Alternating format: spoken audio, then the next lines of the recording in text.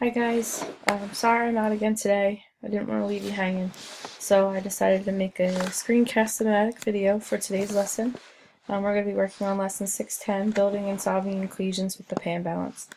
So we're looking back with those pan balances, and just remember, whatever you do to one side of the balance, you have to do the other to make sure that your equation stays balanced. So we're going to start with our math message. So it says determine whether the two equations in each set are equivalent. Be prepared to discuss how you decided whether they are equivalent or not. So now might be a good time to pause the video and turn to a friend and talk about whether you think these three equations are equivalent. Remember we talked about when simplifying equations, you want to distribute first, and then you want to combine those like terms to see if you get the same number of variables and the same number of constants on both sides of the equation. You're also looking for that the first line is equivalent to the second line. That's what they're asking you here. So is this equation equivalent to this equation? Is this equation equivalent to the second line here?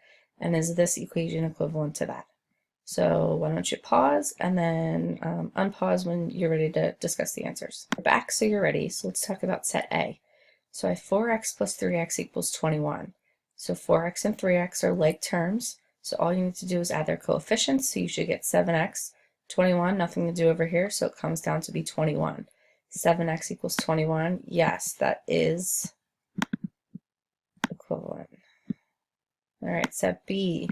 We have 3 times the quantity of x plus 2 equals 7 plus x. So you have to distribute first. So you're going to do 3 times x, and then you're going to do 3 times 2.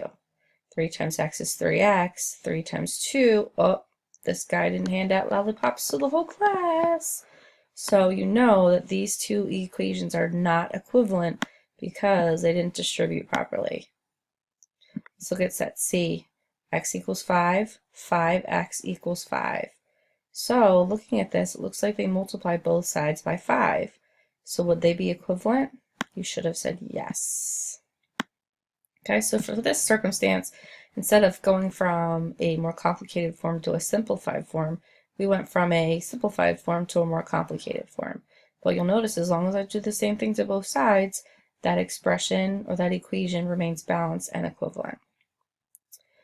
Now I'd like you to turn to, or you actually just need to look lower on that page, but I'm going to go to the bottom of that page and I'm going to get you started on some examples for you to later try on your own,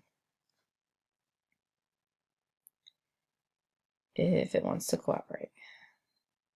See, it works as well at home as it does in class.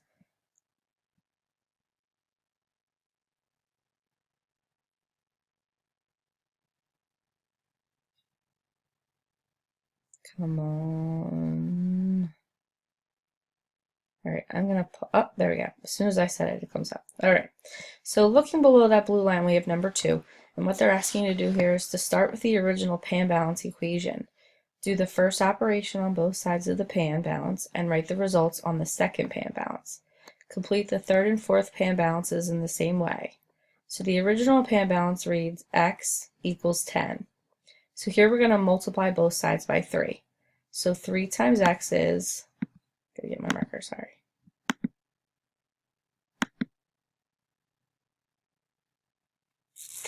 3 times x is 3x. 3 times 10 is 30. Okay, see how they're still balanced? Because I did the same thing to both sides. So now I'm going to add 18 to both sides.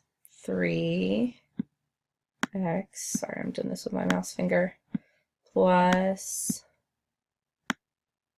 18. And over here, I'm going to do 30 plus 8. And I'm simply just going to write 48 because 30 plus 8 is 48. Why couldn't I just add 3 and 18 on the other side of that equation? Right? If you said, because these are xylophones and these are dollars, you can't combine them, they're different things.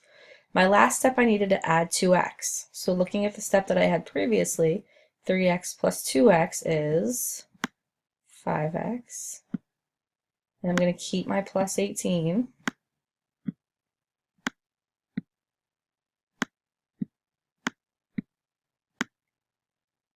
And over here, I'm going to add 2x to 48.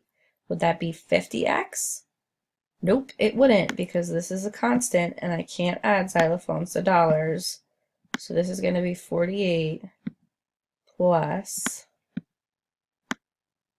2x. Notice how on each step I did the same thing to both sides of my equation, so therefore it remains balanced. Give you a second to copy that if you need to.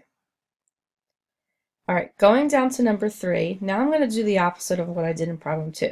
Instead of working from that simplified form to the more complicated form, again, still kept my equation equivalent because I did the same thing to both sides. Now I'm going to work from a complicated form of the equation, and I'm going to make sure I do the same thing to both sides, but I'm going to simplify it to x equals 10. So this time you need to observe what changed between this first line and this next line of my equation. Notice what's missing over here. Is that the same thing that's been taken away here? Yes. So I'm going to write minus 2x. So I subtracted 2x from both sides of my equation. Then working from here to here, let's see what looks different. Well, the 18's missing, and this number decreases by 18. So it must be I subtract 18 from both sides. Then looking at my last step, I have 3x equals 30. What changes from this step to this step? That's just an x now. But is it minus x? 30 minus, is it minus 3? 30 minus 3 is 27, so I know that can't be right. And I know that that actually means x plus x plus x, or 3 times x. So I'm actually dividing by 3 here to get my final solution of x equaling 10.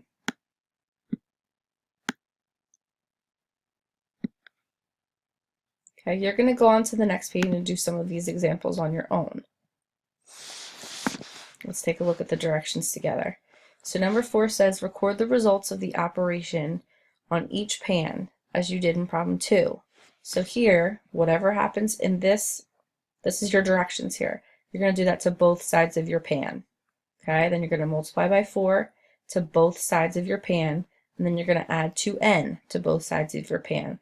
Remember, you can't add a coefficient to a constant, so make sure that you're only adding 2n to a coefficient that is attached to n. 5 says check that 7 is a solution to each pan balance equation in problem 4. Number 6, this is where we're going from the complicated version to the simplified version. Again, you're looking from what changes from this line. What did you do to both sides to get this line of your equation? Notice what's missing or how things decrease. Okay, you got this. 7 says check that 7 is a solution to each pan balance in problem 6. Okay, how do I check? I just want to substitute the 7 back in here. So 7 minus 2 equals 5. 4 times the quantity of 7 minus 2. So 7 minus 2 is 5. 4 times 5 is 20. So that's how you're checking to make sure. And number 8 is another equation where you're going from complicated to simplified. So notice what happens to both sides of your equation to get this next step. So 3p plus 6 equals 10. What's missing from this side of your equation is it also missing here in this constant. Okay, from here you guys are going to go into math boxes. You should have your review sheet that you can work on if you didn't grab one yet. They're up next to my ladder shelves. They're blue. Make sure you grab that and start working. Be good. I will be back tomorrow, and we'll get you squared away, make sure everyone's ready for your student-led conference. I miss you guys. Hope you're doing well, and I'll see you tomorrow.